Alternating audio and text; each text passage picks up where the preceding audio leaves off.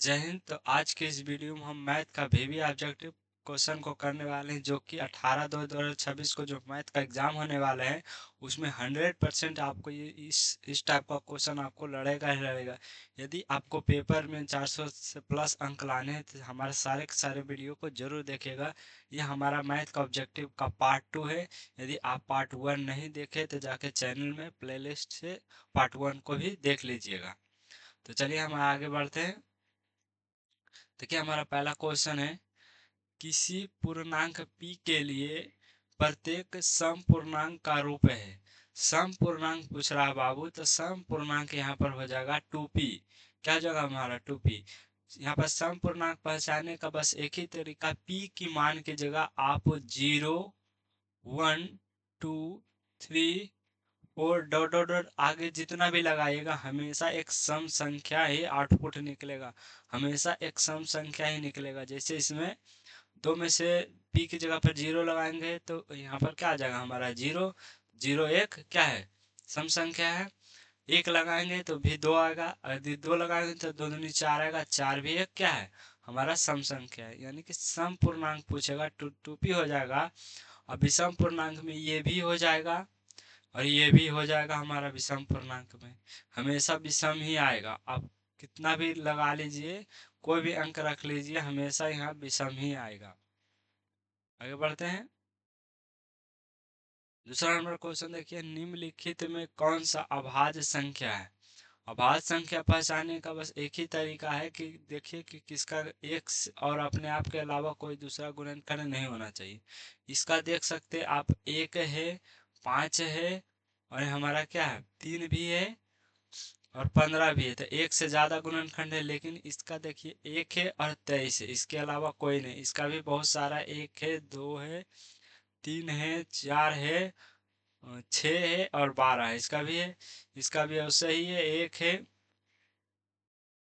3 भी है, 5 भी है और भी आगे है। लेकिन इसका देखिए केवल एक और अपने आप के अलावा कोई नहीं है, इसलिए यही इसका सही आंसर हो जाएगा। एक और अपने आप के अलावा कोई भी गुणनखंड नहीं होगा, वो अभाज्य संख्या हो जाएगा। और ये सारा का सारा क्या बाबू, ये सारा का सारा जो है वो भाज्य संख्या क्या हमारा है, वो भाज्य संख्या। इसी की जगह पर भाज्य संख्या पूछ लेता तो हम देखते कि किसका सबसे ज्यादा गुणनखंड है, यानी कि किसका एक और अपने आप के अलावा दूसरा भी गुणनखंड उपस्थित है, तो वही हो जाएगा। चलिए आगे बढ़ेंगे। 3वां नंबर क्वेश्चन देख लीजिए, वही क्वेश्चन आ गया बाबू कि निम्नलिखित में यौगिक संख्या कौन सा। यौगिक कहने का अर्थ हो गया कंपाउंड, यानी कि भाज्य संख्या। भाज्य संख्या कंपोजिट नंबर जिसको बोलते हैं भाज्य संख्या, इसी को भाज्य संख्या भी बोलते हैं। तो भाज्य संख्या क्या होता है, एक और अपने आप के अलावा दूसरा गुणनखंड उपस्थित होना चाहिए। यहाँ पर देखिए 1 है और 11 है, 1 और 11 है। यहाँ पर देखिए 1 और 21 है। यहाँ पर भी देखिए 1 और हमारा क्या है 31 है। और यहाँ पर भी 1 और 41 है। इसका सही आंसर बाबू ऑप्शन बी है। देखिए इसका 1 है और भी 3 भी है और 21 7 भी है और 21 भी है। तो एक और अपने आप के अलावा भी दो गुणनखंड उपस्थित है, 3 और 7, इसलिए इसी का ये बिल्कुल इसका करेक्ट आंसर 21 हो जाएगा। आगे बढ़ेंगे। परमेय और अपरमेय वाला क्वेश्चन भी बहुत महत्वपूर्ण होते हैं। तो निम्नलिखित में कौन सा परिमेय है बाबू। परिमेय खोजना है तो जिसका वर्गमूल निकल जाए वो परिमेय, जिसका वर्गमूल निकल जाए वो परिमेय। इसका वर्गमूल नहीं निकलेगा तो अपरिमेय, इसका भी नहीं निकलेगा, इसका भी। लेकिन बाबू इसका निकल जाएगा जो कि होता है 11। तो ये एक परिमेय संख्या क्या बाबू, ये एक परिमेय संख्या क्या है, ये एक परिमेय संख्या है। इसको याद रखिएगा, ये एक परिमेय संख्या है। आगे बढ़ेंगे। निम्नलिखित में से किसका दशमलव प्रसार शांत है बाबू। शांत और शांत पहचाने का बस एक ही तरीका, हर में क्या बाबू, हर में 2 और 5, 2 या 5, 2 या 5 के अलावा कोई गुणनखंड नहीं होना चाहिए। हर में 2 और 5 के अलावा कोई गुणनखंड नहीं होना चाहिए, 2 और 5 के अलावा। यहाँ पर देखिए 81 है बाबू, तो इसमें 9 आ जाएगा, तो ये भी बिल्कुल अशांत होगा। ये 41 है, इसमें भी ये भी अशांति होगा बाबू। इसमें देखिए 9 पचे 45, 9 आ गया, यानी कि 9 पचे 45 यहाँ पर, यानी कि 2 और 5 के अलावा कुछ नहीं आना चाहिए। 5 है चलेगा, लेकिन 9 भी है। 2 रहे केवल चलेगा, 5 रहे केवल चलेगा, लेकिन इसका देखिए, इसका यदि हम गुणनखंड करके आपको हम बताए तो 2 और 5 के अलावा कुछ नहीं आएगा। 2 से लगाएंगे बाबू 40 दूना 80, 2 से लगाएंगे 20 दूना 40, 2 से लगाएंगे यहाँ 10 दूनी 20 और 2 से लगाएंगे 5। यहाँ पर देखिए 2 और 5 के अलावा कोई नहीं आया तो ये हमारा शांत हो जाएगा। क्या हो जाएगा बाबू? शांत हो जाएगा। ये हमारा क्या हो जाएगा? शांत हो जाएगा। ये हमारा क्या हो जाएगा? शांत हो जाएगा। तो चलिए अगले प्रश्न की ओर बढ़ेंगे। बिल्कुल आपको समझ में आ गया शांत और अशांत। छठा नंबर क्वेश्चन देखिए, बहुपद एक्स स्क्वायर माइनस 16 के शून्यक है। एक्स स्क्वायर जब भी शून्यक निकालने का आदेश बोल दे बाबू तो 0 के बराबर कर देंगे। एक्स स्क्वायर, एक्स स्क्वायर बराबर हो जाएगा, इधर माइनस है तो इधर बाबू इधर प्लस जाएगा, स्क्वायर से रूट यहाँ पर कटेगा बाबू, यानी कि स्क्वायर हटेगा तो रूट चढ़ेगा। तो यहाँ पर x बराबर हो जाएगा एक प्लस का 4 एक माइनस का 4। तो ऑप्शन ए बिल्कुल इसका करेक्ट आंसर हो जाएगा। शून्यक एक प्लस का 4 एक माइनस का 4, जो कि ऑप्शन ए में दिख रहा है। आगे बढ़ेंगे। यहाँ पे देखिए निम्नलिखित में कौन सा बहुपद है। तो देखिए बहुपद पहचाने का बस एक ही तरीका, जो हमारा घात है बाबू, याद कर लीजिए। कैसा भी ऑप्शन दे दे, जो घात या तो भिन्न नहीं होना चाहिए, घात भिन्न में नहीं होना चाहिए, घात भिन्न में नहीं होना चाहिए, रूट में नहीं होना चाहिए बाबू, रूट में नहीं होना चाहिए, और हमारा ऋणात्मक नहीं होना चाहिए। जो हमारा घात है वो ऋणात्मक नहीं होना चाहिए, ऋणात्मक और भिन्न, और हमारा रूट में नहीं रहना चाहिए। यहाँ पर देखिए ये सब सही है, लेकिन यहाँ पर देखिए जो यहाँ पर ये इसका घात है, कुछ नहीं तो 1 तो घात होगा बाबू, लेकिन ये देखिए हमारा क्या है? रूट में है, तो ये तो बिल्कुल बहुपद नहीं है। इसका देखिए, इसका जो घात है बाबू 3/2, ये घात ही है 3/2, ये भी नहीं होगा। इसका भी देखिए घात 1/2, ये भी बिल्कुल नहीं होगा। इसका बाबू देखिए ये भी हमारा अंडर रूट एक्स है, तो ये भी नहीं होगा, लेकिन ये हो जाएगा। क्यों बाबू? आप सोचोगे इसमें तो भी वर्गमूल है, रूट है, तो रूट केवल 2 पर है बाबू, एक्स पर नहीं। यहाँ पर रूट केवल 3 पर है, एक्स पर नहीं। यहाँ पर तो ऐसा ही है, इसलिए इसका सही आंसर ऑप्शन डी ही हो जाएगा। क्या नहीं होना चाहिए? घात जो होना चाहिए बाबू भिन्न नहीं होना चाहिए, रूट में नहीं होना चाहिए, या तो ऋणात्मक नहीं होना चाहिए, तो हमारा वो बहुपद कहला जाएगा। इसका देखिए बहुपद x square minus 3x plus 5 के शून्य कौन सा है। बाबू यहाँ पर हम गुणनखंड करने बैठेंगे तो बहुत टाइम लग जाएगा। सबसे सरल तरीका हम बताते बाबू, जो भी शून्य को आप जोड़िएगा, क्या करना है? जोड़िएगा, जोड़िएगा तो ये आना चाहिए। कौन सा ऐसा शून्य है जिसको जोड़ने पर, क्या बाबू? जोड़ने, जोड़ने या घटाने पर, घटाने पर हमारा ये आ जाए, और जब हम क्या करें? गुना करने पर ये हम हमारा लास्ट वाला अंक आ जाए। क्या करना है? यहाँ पर से देखना है, फाइंड करना है, यानी कि निकालना है कि कौन सा ऐसा यहाँ पर संख्या है जो यदि उसको जोड़ते या घटाते तो हमारा बीच वाला आना चाहिए, जो भी रहेगा। यहाँ पर बीच में -3 है तो -3 आना चाहिए। जब उसको हम गुना करेंगे बाबू तब 5 आना चाहिए। तो यहाँ पर देखिए कौन सा ऐसा ऐसा है जिसको हम जोड़ेंगे तो -3 आएगा। कौन सा ऐसा है जिसको जोड़ेंगे तो हमारा -3 आ जाएगा? ऐसा कोई है संख्या? देखिए शायद इसका ऑप्शन ही गलत है बाबू, क्योंकि यदि हम इसको गुणनखंड विधि से भी निकालते हैं तो ये निकलेगा नहीं।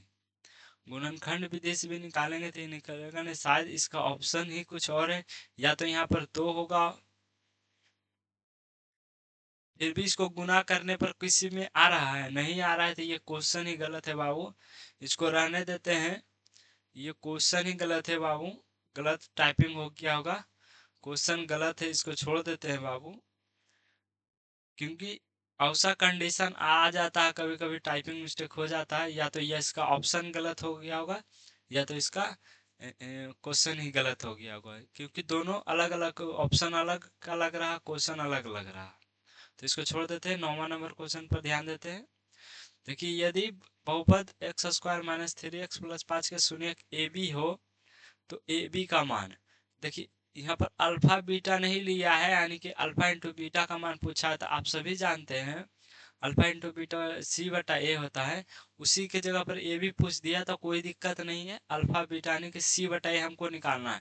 आप सभी जानते हैं A x square plus B x plus C, इसका व्यापक रूप होता है। ए का मान इधर से 1 निकलेगा, बी का मान यहाँ पर -3 निकलेगा और सी का मान यहाँ पर 5 निकलेगा। तो सी यानी कि लिखेंगे 5 बटा यहाँ पर 1 यानी कि 5। ऑप्शन डी माइनस वाला नहीं होगा क्योंकि यहाँ पर माइनस का कोई चलता ही नहीं है। ये भी बोले चाहे अल्फा इंटू बीटा बोले, बात उतना ही है। चलिए आगे बढ़ते हैं। द्विघात बहुपद के शून्यकों की संख्या कितनी होती है? द्विघात बहुपद बोला बाबू, द्विघात में दो ही घात होंगे, द्विघात में दो घात होंगे, एक घात होगा तो बाबू रैखिक बहुपद कहलाएगा। रैखिक बहुपद कहलाएगा। त्रिघात रहेगा तो त्रिघात बहुपद कहलाएगा। त्रिघात बहुपद। चार घात अभी आप सभी को पढ़ना नहीं है तो उस पर ध्यान नहीं देंगे। आगे बढ़ेंगे। 11 नंबर क्वेश्चन देखिए, समीकरण x square minus 4x minus 1 का विवेचक यानी कि डी का मान पूछा बाबू। आप सभी जानते हैं कि डी का बराबर क्या होता है बाबू, बी स्क्वायर माइनस 4ac। यहाँ से ये हमारा ए का मान, ये हमारा बी का मान, ये हमारा सी का मान होता है, आप सभी जानते हैं। बी का मान यानी कि -4 का स्क्वायर -4, ए की जगह पर 1 लिखेंगे, सी की जगह पर -1 लिखेंगे। इस माइनस का स्क्वायर प्लस हो जाएगा बाबू, 4 का स्क्वायर 16 हो जाएगा। यहाँ पर देखिए माइनस माइनस क्या हो जाएगा बाबू, प्लस। यहाँ पर क्या हो जाएगा, माइनस माइनस हो जाएगा प्लस।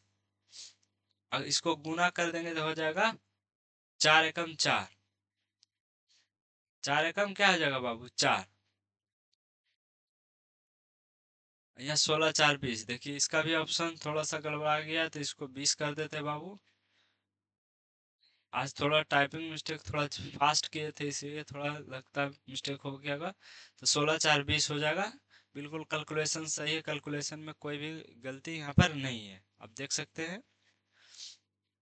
माइनस माइनस प्लस हो जाएगा तो यहाँ पर 16 4 20 हो जाएगा। आगे बढ़ेंगे।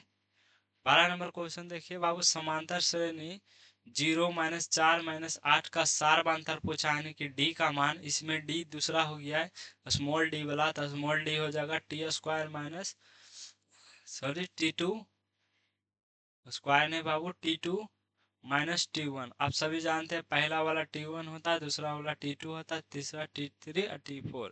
तो T2 को T1 से घटाना है कि -4 को -0 से घटाना है, तो यहाँ पर -4 वाला बिल्कुल सही आंसर हो जाएगा। Option C, option C. आगे बढ़ेंगे। समांतर श्रेणी 2,7,12 का 10वां पद पूछ दिया बाबू, बहुत ही आसान है। एक का मान पहले निकालेंगे, जो आप सभी जानते हैं T1 बराबर A1 होता है, यानी कि प्रथम पद ही हमारा क्या होता है, ए होता है। 2 हो जाएगा, डी निकालेंगे बाबू, स्मॉल वाला डी निकालेंगे तो यहाँ पर 7 से 2 को घटा देगा, यानी T2 को T1 से घटाएंगे तो बाबू 5 आ जाएगा। और हमें T10 निकालना है। क्या निकालना है, T10। 10वां पद तो लिखेंगे A प्लस 9D। एक कम लिखना है, एक कम लिखना है। यदि 15 रहता तो 14D लिखते। ए की जगह पर 2 लिखेंगे प्लस 9 की जगह पर यहाँ पर लिख देंगे बाबू, 9 की जगह पर लिख देंगे 5। यहाँ पर हो जाएगा 2 प्लस 9 5 45, 45 2 यहाँ पर हो जाएगा 47 47। ऑप्शन सी बिल्कुल इसका करेक्ट आंसर हो जाएगा। चलिए आगे बढ़ेंगे। यहाँ पर पूछा है 11 15 19 का कौन सा पद 51 है बाबू, कौन सा पद 51 है। इसमें भी वैसा ही सेम करेंगे। ए का मान निकालेंगे 11, डी का मान निकालेंगे, पीछे वाले को आगे से घटाएंगे तो 15 में से 11 जाएगा बाबू तो बचेगा 3। नहीं सॉरी बाबू, 4 बचेगा। क्या बचेगा, 4। अब हमें 51 निकालना है कि टी एन बराबर दिया है 51। अब टी एन का फॉर्मूला आप सभी को पता है, A plus N minus 1 into D, A plus N minus 1 into D. 51 लिख देंगे, ए की जगह पर 4 पुट कर देंगे, ए की जगह पर 11 पुट करेंगे बाबू, और एन सही रन देंगे क्योंकि एन ही हमें फाइंड करना है। डी की जगह पर यहाँ पर 4 लिखेंगे, बराबर हो जाएगा 51। क्या जगह बाबू, 51। इसको सॉल्व करेंगे, एन सही रहने देंगे। 11 इधर बाबू प्लस में तो उधर चला जाएगा माइनस में, 1 माइनस 1 यहाँ पर 4 हो जाएगा। 51 माइनस 11, एन माइनस 1 4 बराबर हो जाएगा 51 में से 11 जाएगा बाबू 0, और 5 में से गया 4, काटेंगे बाबू 10 चौका 40, और हमारा हो जाएगा यन, इधर यन यहाँ पर देखिए माइनस में है तो उधर चला जाएगा प्लस में, तो 10 प्लस 1 11 हो जाएगा, यानी कि 11वां पद, 11वां पद ऑप्शन सी बिल्कुल इसका करेक्ट आंसर हो जाएगा। ये थोड़ा सा लेंदी है, कोई दिक्कत नहीं है, ऐसा भी बना, एक शॉर्टकट तरीका है, लेकिन हम आपको बता देंगे तो आपको समझ में ना आ जाएगा। सेम 15 नंबर भी ऐसा ही क्वेश्चन है। देखिए बाबू कौन सा पद 0 है, तो टी एन बराबर 0 करके बनाइएगा, टी एन बराबर 0, बाकी का सेम इसी के तरीके से आपको बनाना है, और इसको बना के सॉल्व करके कमेंट में बताइएगा कि कितना इसका आंसर आया। चलिए आगे बढ़ेंगे। 16 नंबर क्वेश्चन देखिए, दो समरूप त्रिभुज का क्षेत्रफल का अनुपात 64:121 है, तो उनके संगत भुजाओं का अनुपात निकालना बाबू। त्रिभुज का क्षेत्रफल का अनुपात दिया रहेगा, संगत के भुजाओं का अनुपात निकालना है, तो दोनों का वर्गमूल निकाल देंगे, दोनों का वर्गमूल निकाल देंगे तो 8×8 = 64 होता है बाबू, 11 121 का वर्गमूल 11 होता था, 8:11, जो कि ऑप्शन ए में यहाँ पर दिख रहा है, ऑप्शन ए हो जाएगा। चलिए आगे बढ़ते हैं।